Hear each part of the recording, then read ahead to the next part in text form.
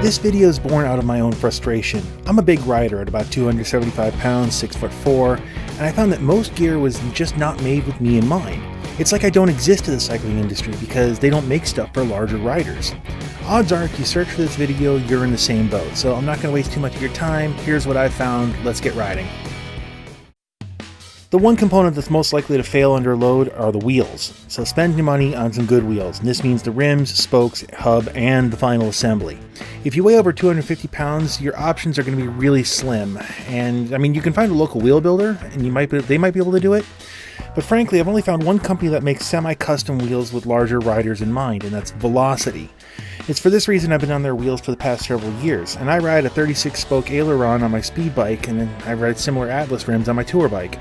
Now, if that's not an option for you, look at smaller diameter wheels. A 650B is going to be stronger than a 700C diameter wheel, but ultimately it's going to rely on whatever bike you ultimately choose.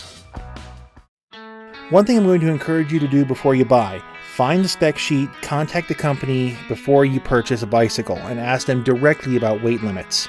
One of my local bike shops, they wanted to sell me a Specialized carbon fork bike, and I forget exactly the name of it, but when I contacted Specialized, they told me that I would void the warranty by just sitting on the saddle, because all of their carbon part bikes have a 245-pound weight limit. At least they did at the time. It might have changed by now. So do your homework and don't take some rando's word on the internet for it, okay? Okay. Depending on how large of a rider you are, you've got options. And I'm going to start on the low end of 275 because that's where most Category 1 bicycles are. So if you go to your local bike shop, almost anything in their beginner category is going to work for you. This is things like your urban cruisers, your comfort bikes, and actually, yeah, every entry-level bike at your local shop is going to be fine. Keep in mind, this is the combined weight. So if you have anything like bags of stuff on the back, that counts towards your ultimate weight here. Now up to 300 to 325 pounds, you still have some off-the-rack options. Start looking for a Category 2 or 3 bike, depending on the manufacturer. So I looked at gravel and cyclocross bikes because they're designed to take more abuse, and by extension they can actually take a greater load. My current bike is actually a Salsa Warbird, partially for this reason, and my prior bike, that was a cyclocross bike. It's hard to recommend a specific brand because, they change from year to year. But as of this recording, every major brand makes a gravel or cyclocross model, so start looking into those. Moving up to the 375 range, you still have off-the-rack options. Hardtail mountain bikes. They're a pretty decent solution, and you have a front suspension, smaller diameter, pretty plush tires. You can also change the tires from an off-road knobby to something more of a street tire for urban riding, and you can just ride in comfort all day. And again, almost every major brand makes a hardtail bike, and they'll all be pretty similar in the high category rating. Now in the 400-pound range, and we start getting a little more specific, because the brands start to drop off here. And actually, I'd recommend a steel touring bike. My Salsa Marrakesh, I rode that over the Rocky Mountains with about 400 combined pounds between me and my gear, and I was using Velocity Atlas wheels, and there were no problems at all. And again, these are steel frame bikes, so make sure you treat the frame to the rust inhibitor before you actually go out there. Now I'd recommend looking at the smaller brands, like Salsa, Surly, Kona, or if you're just hemorrhaging money, Co-Motion makes a really nice bike.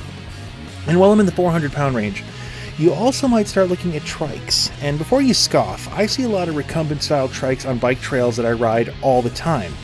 And I actually got to test ride a couple of them at the Milwaukee Bike Show recently, and actually I'm impressed with them. The downside is that most bike shops don't even know these things exist, which leaves you to online shopping, and that's always kind of sketchy.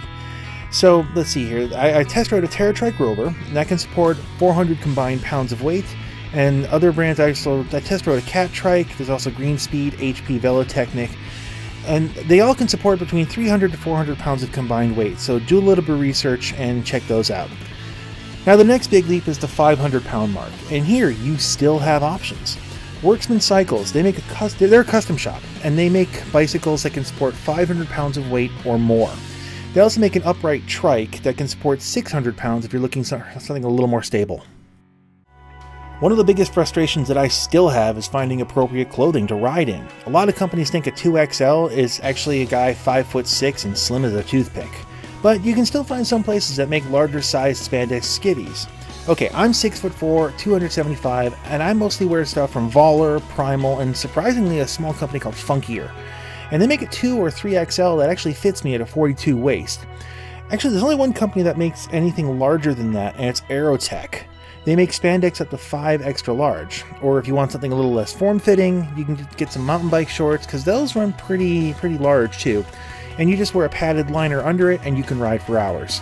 Now beyond that, I'd recommend you wear a helmet. I can't make you wear one, but it's a good idea.